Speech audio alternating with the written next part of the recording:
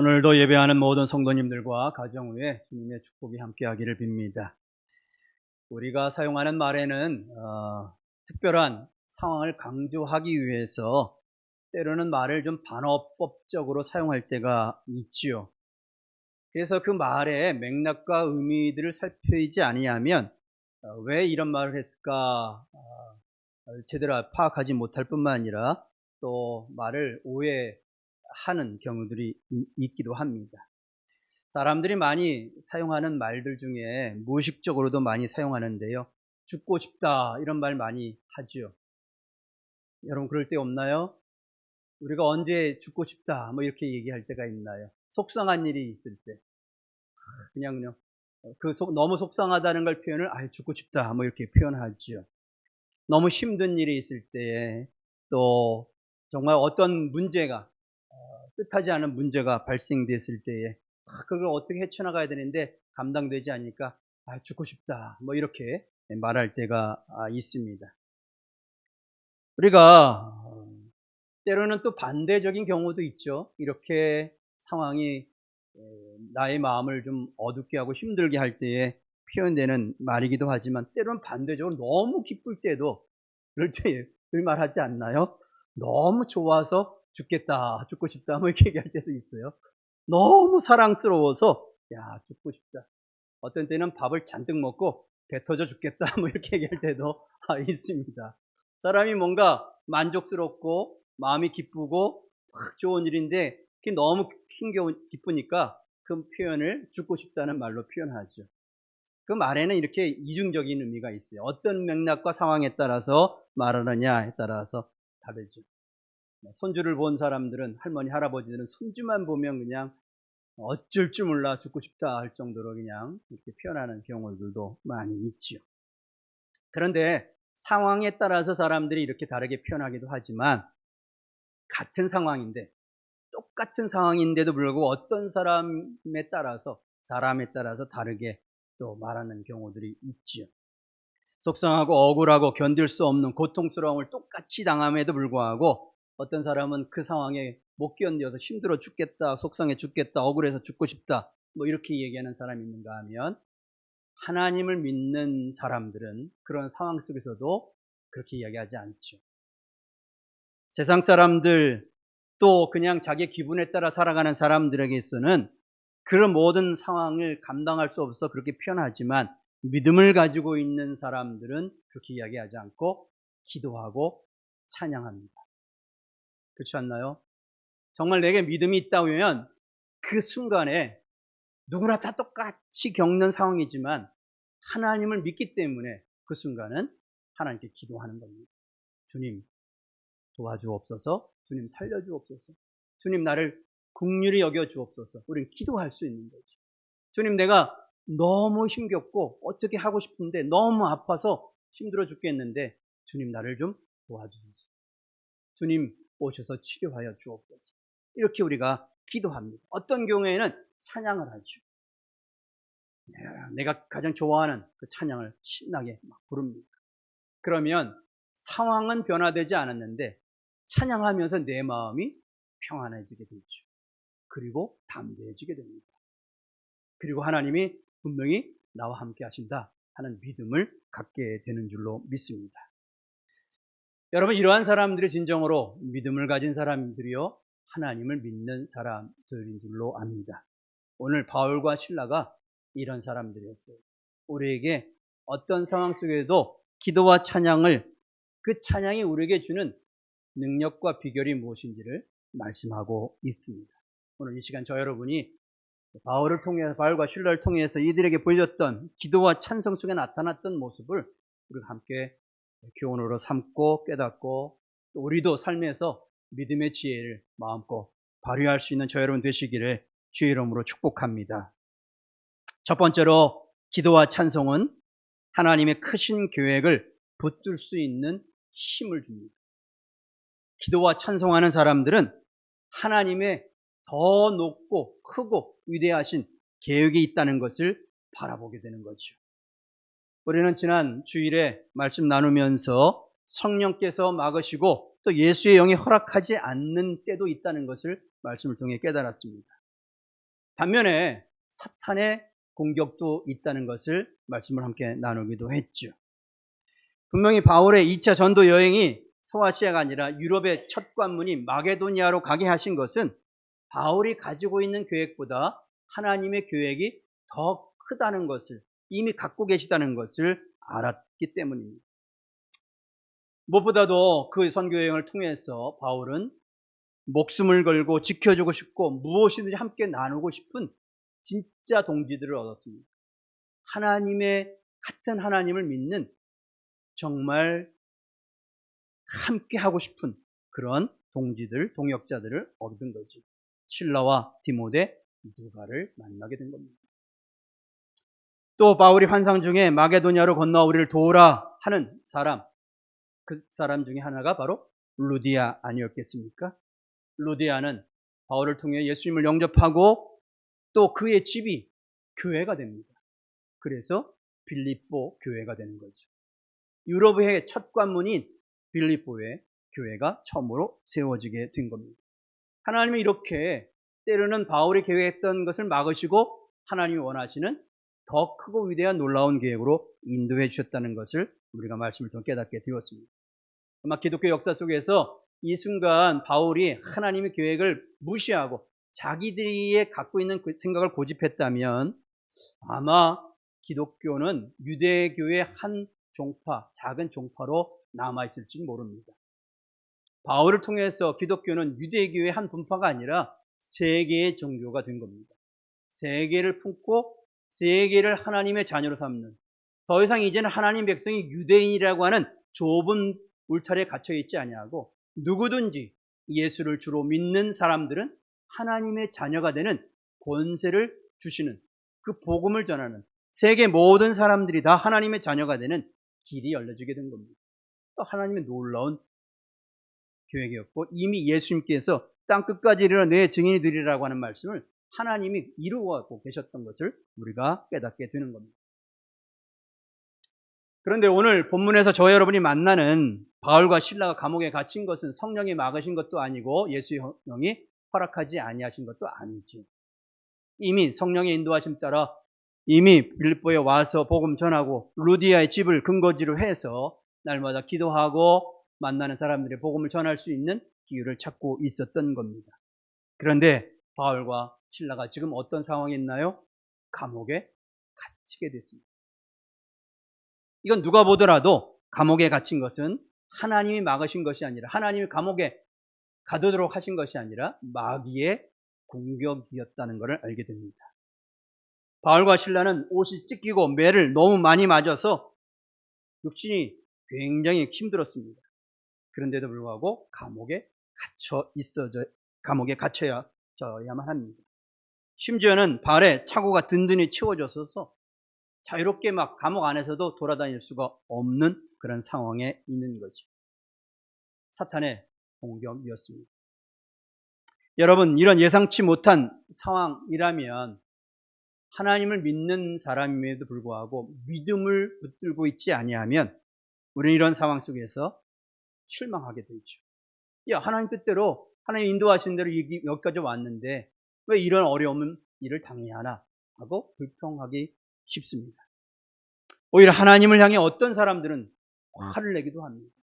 내가 믿는 하나님 어쩌여 당신이 그럴 수 있느냐고 하나님을 향해 따져 묻기도 하는 경우도 있죠. 그리고 내가 하려고 했던 것, 지금까지 여기까지 와서 수고했던 것, 이걸 다 포기해버리는 그런 경향도 있는 걸 알게 됩니다. 여러분, 그러나 믿음이 있는 사람은 그러지 않았어요. 바울과 실라는 어떻게 했나요? 전혀 요동하지 아니하고 불평하지 아니하고 하나님 인도하신 이 길들을 원망하지도 않습니다. 오히려 그가 할 수 있는 유일한 것이 무엇인지를 찾았습니다. 여러분이 만약 지금 바울과 실라처럼 감옥에 갇혀있는 상황, 매도 많이 맞아서 몸도 이리 찢기고 저리 찢겨져서 상처투성인 몸이고 발에는 차고가 차여져서 마음대로 움직일 수 없는 그런 감옥에 갇혀있는 상황이라고 생각하면 여러분이 할 수 있는 일은 무엇이 있겠습니까?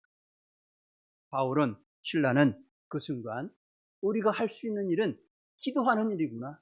내가 할 수 있는 일은 입으로 할 수 있는 일이 있구나 생각한 거죠. 손과 발은 묶여서 마음대로 움직일 수 없고 감옥 안에 갇혀 있으니까 뭘 해볼 수 있는 일도 많이 없는 거죠. 그럼에도 불구하고 바울과 실라는 자기 입을 크게 열었다는 겁니다. 입을 크게 열어 기도했습니다. 하나님을 찾은 거죠. 자기들이 이런 모든 상황 속에 하나님 뜻이 어디 있는지를 아마 구했을 거라고 봅니다. 이 상황이 하나님께 허락하신 일이라면 이 마귀의 공격을 어떻게 이겨야 될 건지 하나님 힘을 달라고 간구했을지도 모르겠습니다. 더 찬양했지 않았습니까? 기도한 다음에 그는 열심히 하나님을 찬양합니다.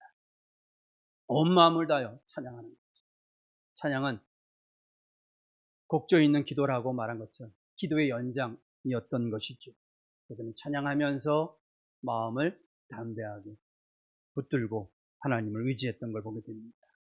여러분, 우리가 믿는 자고 하나님을 의지하는 사람이면 때로는 사탄의 공격이 오면 무서워 벌벌 떨고 두려워하고 후회하는 인생이 아니라 당당하게 맞서서 내가 할 수 있는 일이 무엇일까?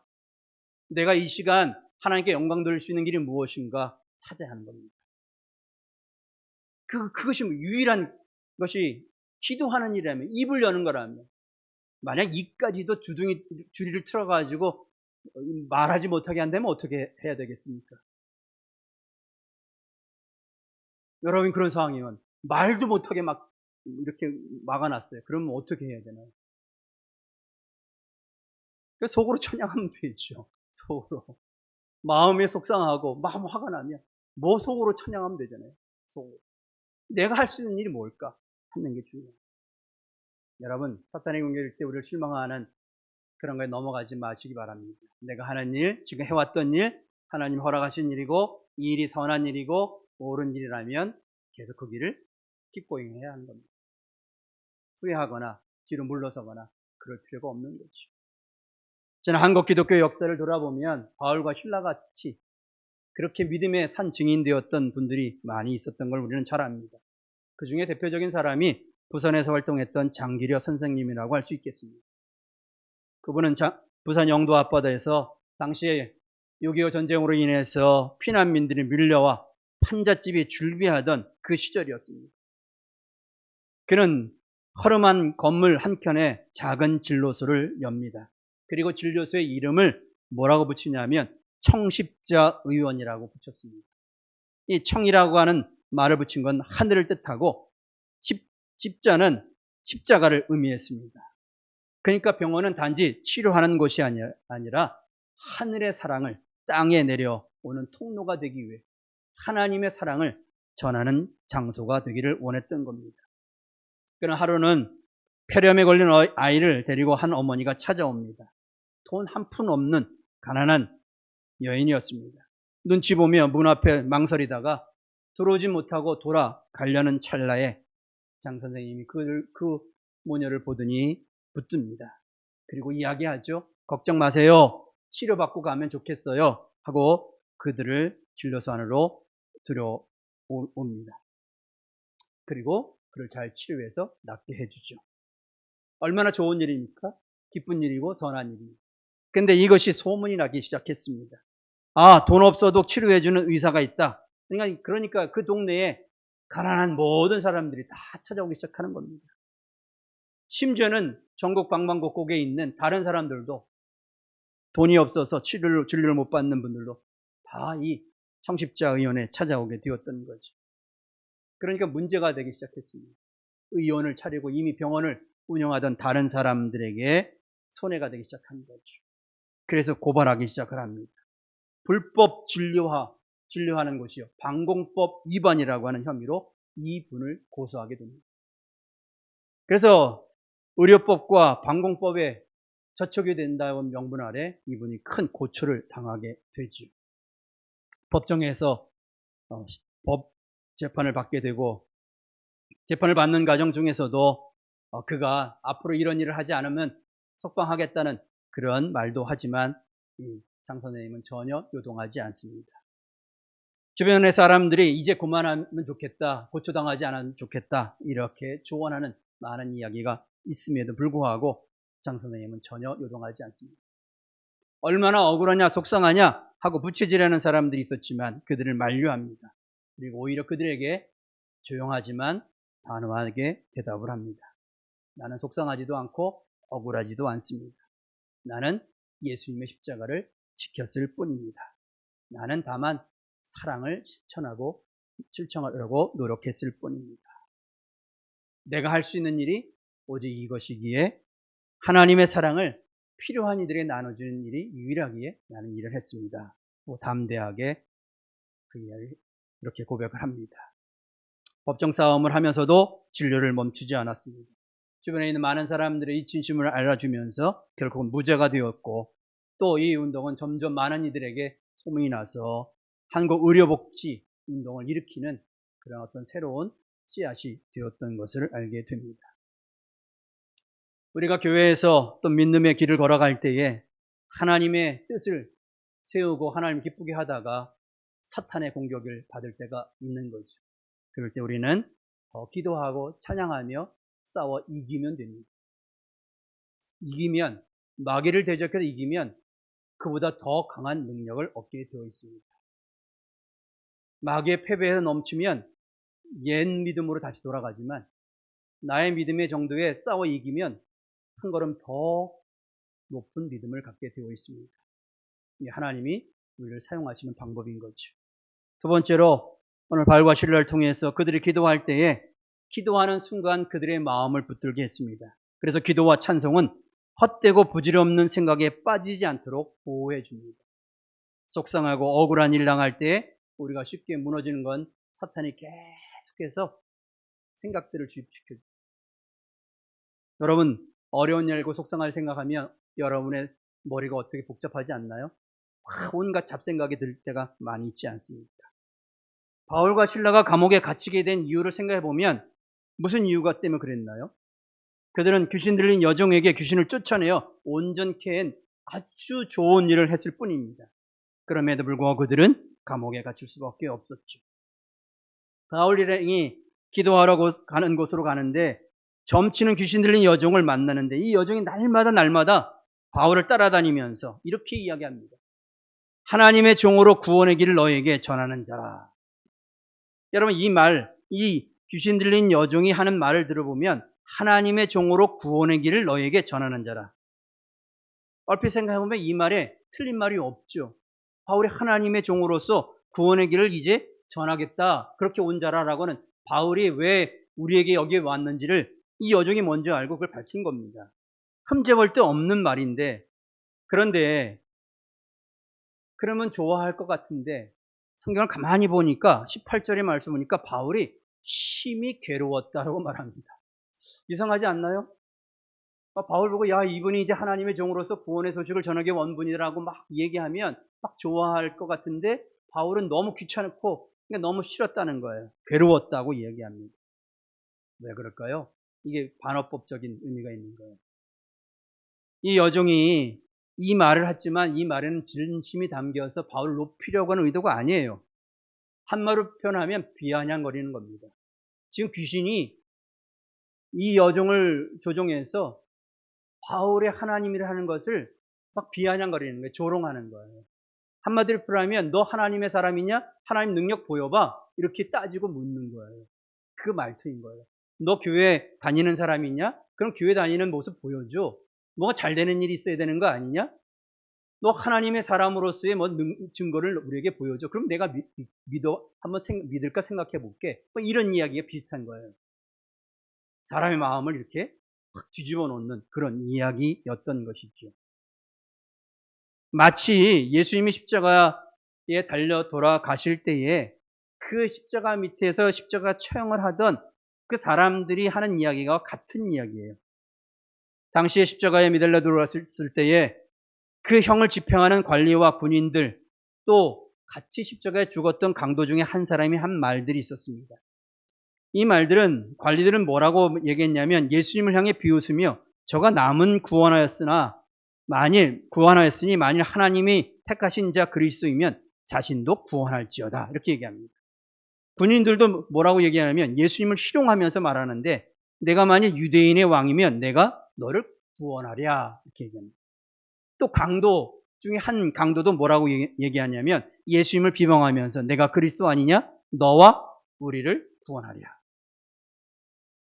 예수가 그리스도이심을 증거하는 말이 아니에요. 너 그리스도라면, 너 교회 다니는 사람이 하나님의 사람이라면 뭐 한번 보여줘. 그런 걸 나타내야 되는 거 아니야? 이렇게 얘기하는 거죠. 만약 여러분에게 하나님이 분명히 임재했던 강렬한 체험이 있다면 자신 있게 이야기하겠죠. 담대하게.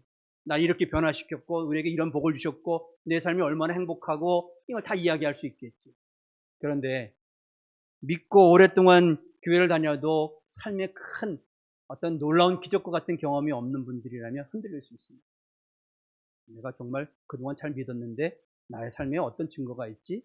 돌아보면서 하나님 믿는 것과 안 믿는 게 무슨 차이가 있나? 회의하게 되는 거죠. 이런 생각들, 이런 마음들이 찾아올 수가 있는 겁니다. 우리 같으면 대부분의 웬만한 사람 같으면 이렇게 회의하고 고민하고 그렇게 했을 텐데 바울은 그렇게 하지 않았다는 겁니다. 그들은 전혀 그 상황을 포기하지 아니하고 담대하게 자기가 한 일이 옳은 일이었다고 하는 것을 전혀 흔들리지 않습니다. 이 여종을 향해서 담대하게 이 여종을 조종하는 귀신을 향해 담대하게 명령하지 않습니까? 예수 그리스도의 이름으로 내가 내게 명하노니 그에게서 나오라. 여러분, 우리가 어려운 상황이 있을 때 외쳐야 될 말씀은 이 말씀인 줄로 믿습니다. 예수 그리스도의 이름으로 내가 내게 명하노니, 그러면 여러분의 상황의 문제를 이야기하면 되죠. 우리에게 이러한 능력이, 이런 말씀의 권세가 있는 겁니다. 자꾸 염려하고 근심하고 걱정하는 그런 것은 사탄의 공격에 넘어가는 거예요. 그럴수록 바울처럼 담대하게 너를 조종하고 있는 이 상황을 만든 어둠의 세력을 물러갈지어라고 담대하게 외치는 거죠. 물론 그렇다고 해서 혈과 육으로 싸우면 안 돼요. 똑같이 이렇게 공격하는, 지금 여종이 문제 아니라 여종 속에 들어가 있는 귀신이 문제이지 여종이 문제가 아닌 거예요. 그 귀신을 향해 명령하는 거죠. 근데 그 여종에게 막 똑같이 같은 사람인데 그 여종에게 막 싸우면 그땐 혈과 육으로 싸우게 되는 거죠. 감정만 상할 수밖에 없는 겁니다. 오직 우리에게는 말씀의 검이 있습니다. 하나님이 주신 말씀의 검만 사용하는 거예요. 나머지는 우리를 보호하는 것이고 오직 말씀을 붙들고 그 상황에 적합한 말씀을 외치는 겁니다.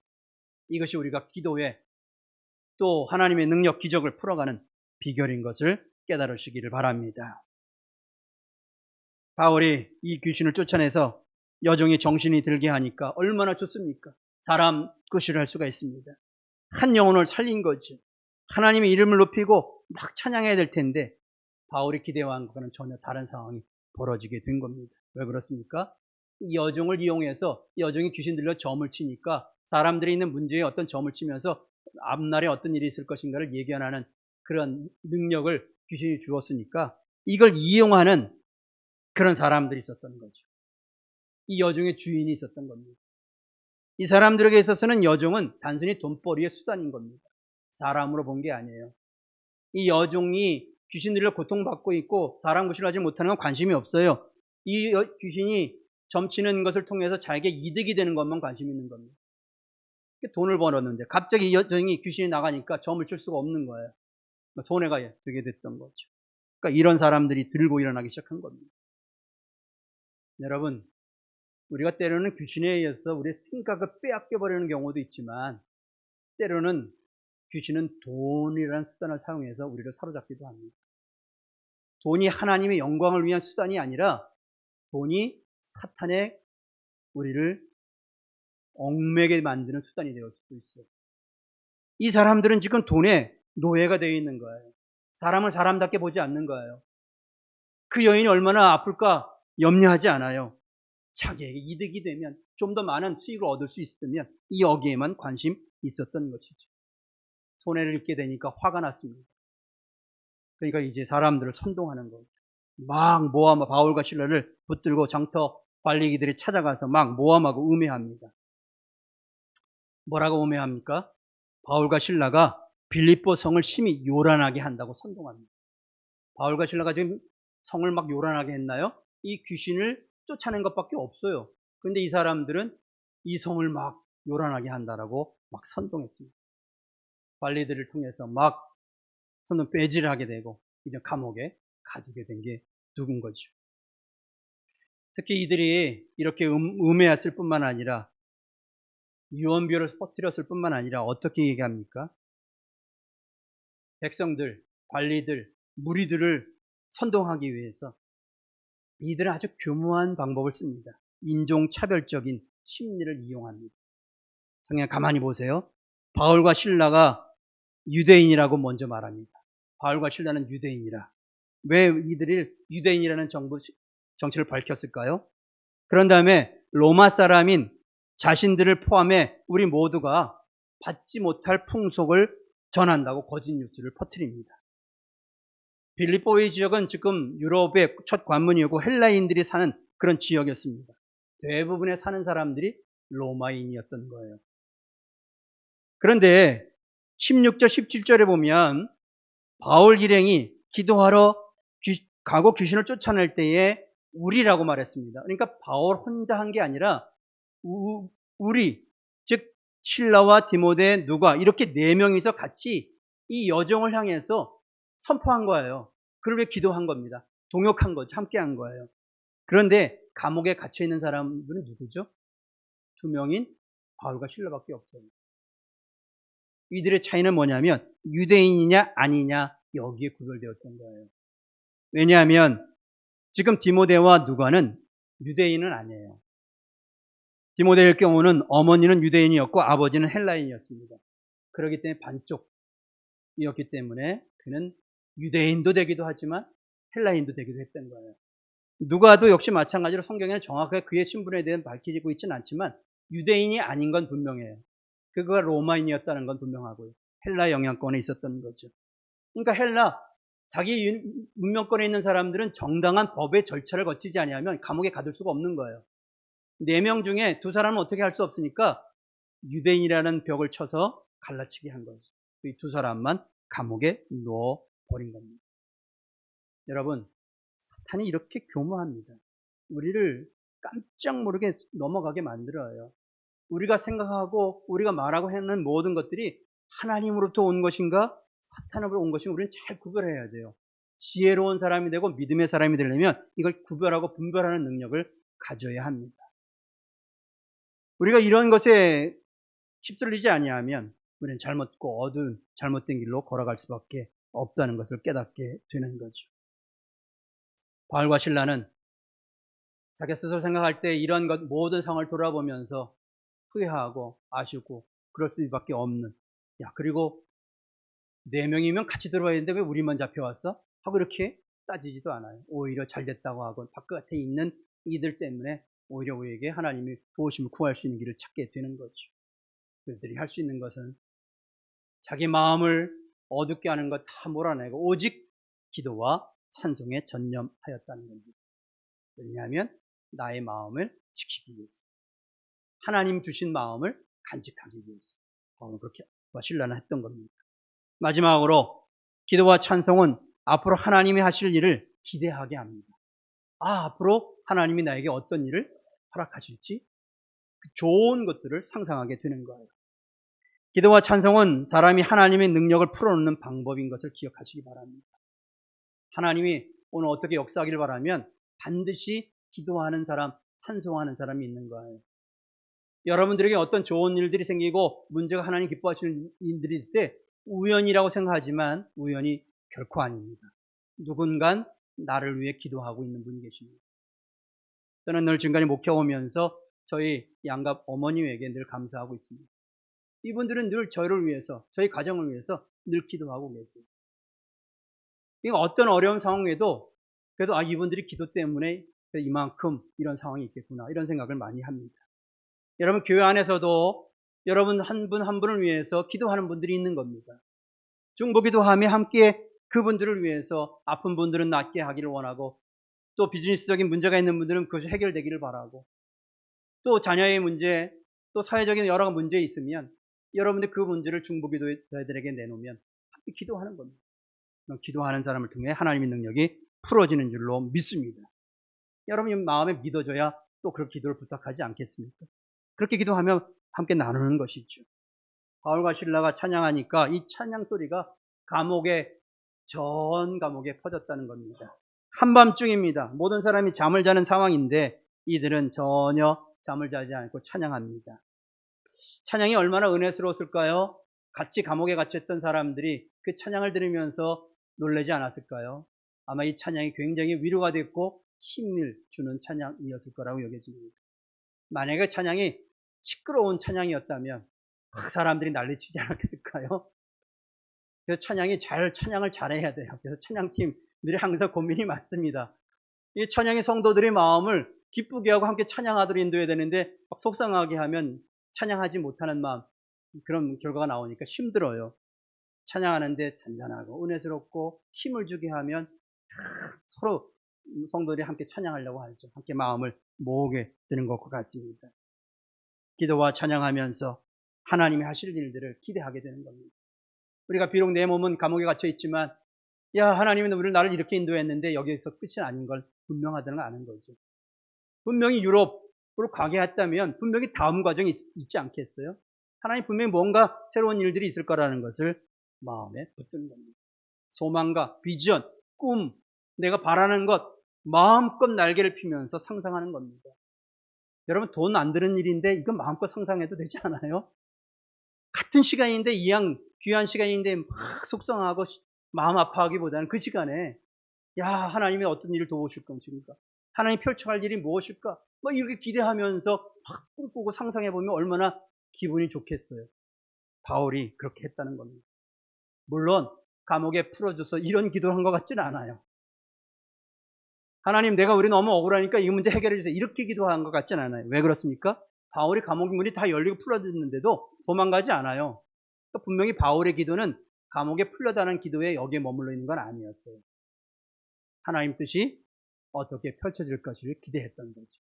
하나님 나라가 어떤 모습으로 이루어질 걸 기대한 겁니다. 하나님이 역사하셨죠. 초자연적 기적을 베풀어 줬습니다. 한밤중에 큰 지진이 일어나고 옥토가 흔들리고 감옥 문마다 문이 다 열리기 시작하는 겁니다. 바울의 발을 묶고 있던 착고가 풀리는 겁니다. 스스로 풀렸다고 성경은 이야기하죠. 하나님이 하신 일이었습니다. 성경은 이것은 사람이 하는 일이 아니라 하나님이 하신 일이라는 것을 표현하기 위해서 극적으로 이렇게 표현하고 있는 겁니다. 하나님의 천사가 나타나서 하나님의 도우시는 천사가 나타나서 도와주셨다고 이야기하고 있습니다.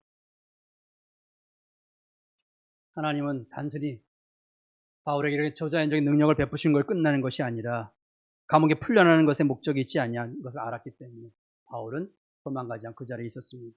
누구를 구원하기 위함이었습니까? 감옥문을 지키고 있었던 간수를, 그와의 가정을 구원하기 위한 일이었습니다. 간수가 놀라 도망한 것 스스로 책임을 지고 자결하려고 합니까? 자결하지 못하도록 막지 않습니까? 내 몸을 절대로 상하지 말라. 우리 도망가지 않고 여기 있다. 자기들이 도망가지 않는 모습을 그대로 보여주고 있는 거죠. 여러분, 이 시대의 그리스도인들의 모습은 어떤 모습이겠습니까?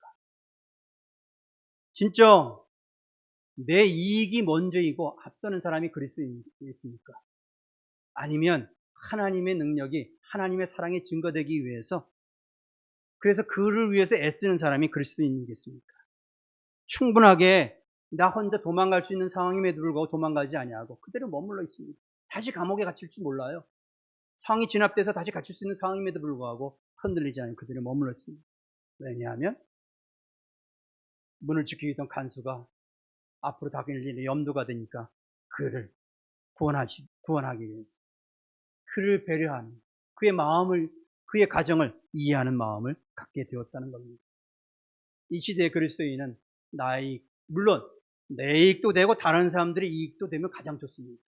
공동의 이익을 위해 그런 노력이면 더 좋겠죠. 그런데 때로는 다른 사람의 이익이 먼저일 때는 내가 손해볼 수도 있어야 합니다. 이게 진짜 그리스도인들의 모습인 거죠. 그래서 오늘날 교회에 다니는 사람들이 더해 라는 말 많이 듣지 않나요?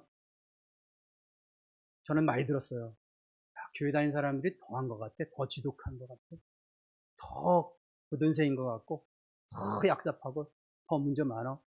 저는 많이 들었어요, 그런 이야기. 여러분, 진짜 그리스도인들은 세상 사람들에게 그런 얘기 들으면 안 돼요. 야, 교회 다니는 사람은 다르구나. 야, 그래도 나를 생각해주고 손해보더라도 나에게 뭔가 다르게 말하는구나, 행동하는구나, 이런 이야기를 듣는 게 진짜 그리스도인들 아닐까요? 지난 주일에 설교를 들으며 많은 분들이 은혜를 받았다는 분들이 있습니다. 제가 보니까 여러분 은혜를 받은 것 같았어요. 저만의 착각인가요? 근데 은혜 받았으면 그 은혜에 열매가 있어야죠. 여러분, 설교는 하나님 말씀입니다. 목사는 하나님 말씀을 전하는 자예요. 그 설교는 하나님 말씀이 이 시대에 우리 교회에게 어떤 뜻을 갖고 있는지를 전하는 거죠. 그 설교를 은혜가 받았어요. 마음이 감동돼서 기뻤어요. 뭉클했어요. 어떤 소망이 생겼어요. 그러면 한 주간 동안 여러분 그것이 열매되도록 노력을 해야 합니다. 문을 딱 나서자마자 잊어먹지 않았나요? 잊어먹으면 어떻게 해야 돼요? 다시 또 들어야 되죠. 그러려면 유튜브 들어가가지고 말씀이 뭐였지? 다시 들어야 되는데, 제가 지난주 우리 교회 유튜브 주소 들어봤더니 한 분만 보았더라고요. 한 분만. 다시 보기. 모르겠어요. 제가 2번 눌렀는지 모르겠어요. 여러분, 우리가 은혜 받았으면 설교의 완성은 여러분의 삶의 열매로 완성되는 거예요. 제가 설교를 아무리 유명하고 쌈박하고 시원하고 뭔가 세상의 진리를 다 아는 것 같이 전해도 여러분들의 삶이 변화되지 않는다면 그 설교는 미완성이에요. 설교가 여러분의 삶 속에서 열매가 맺어져요. 단 한 가지라도 여러분의 삶 속에서 변화가 있어야 돼요. 하나님이 함께 하신다는 걸 경험하는 은혜 역사들이 있어야 합니다. 그 중에 하나가 내가 은혜 받았으면 자꾸 나눠야 돼요. 좋은 음악, 좋은 영화, 좋은 책 읽으면 자꾸 다른 사람 읽으라고 주지 않나요? 마찬가지예요. 내가 은혜 받은 말씀 자꾸 나누는 거예요. 그게 전도예요. 교회를 사랑하고 복음을 전하고 나누는 일들이 있어야 하는 거죠. 여러분, 우리에게는 하나님이 천국 열쇠를 주셨습니다. 묶인 걸 푸는 열쇠가 이미 우리에게 주셨어요. 그냥 장롱에 그냥 가만히 모셔두지 마시고 사용하는 저와 여러분 되시기를 간절히 바랍니다. 이 시간 이 말씀 기억하면서 하나님, 나를 묶어두고 있는 모든 것으로부터 자유케 하여 주옵소서. 하나님 은혜를 나누는 믿음의 사람 되게 하여 주옵소서. 기도할 수 있는 저 여러분 되었으면 좋겠습니다. 기도하고 잠깐 또 성찬 또 이어서 하도록 하겠습니다. 자비로우신 아버지 하나님 감사합니다. 오늘 귀한 말씀 주심을 감사합니다. 마음을 통 깨닫게 하시고 또 은혜 받는 비결이 무엇인지, 기도와 능력의 비결이 무엇인지 말씀을 통해 알게 하심을 감사합니다. 주님, 날마다 내 믿음이 자라가게 하시고 날 삶이 변화될 수 있게 하여 주옵소서.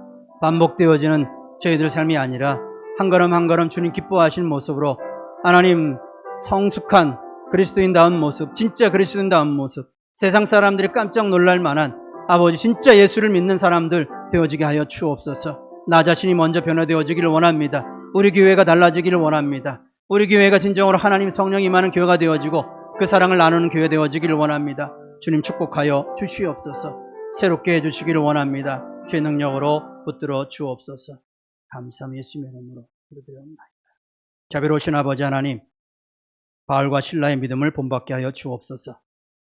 하나님의 선하신 뜻을 위해 애쓰고 수고하다가 때로는 낙심하고 때로는 어려운 일을 당할 때가 있는데 그때마다 기도와 찬양으로 이길 수 있는 저희들 되게 하여 주시옵소서.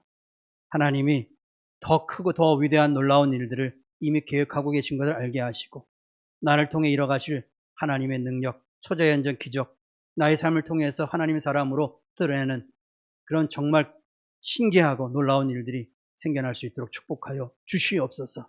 감사하며 예수님의 이름으로 기도드리옵나이다. 아멘.